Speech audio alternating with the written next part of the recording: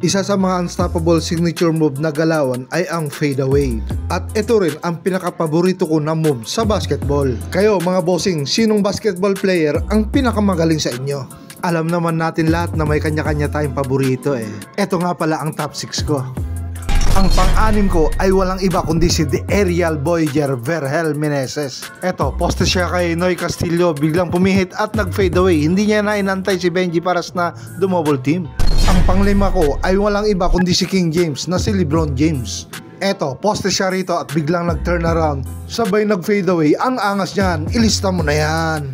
At ang pang-apat ko ay walang iba kundi si Larry Legend, Larry Bird. Eto, pinipwestuhan niya rito si Magic Johnson at biglang nag-fade away. Ang angas naman yan, ilista mo na yan.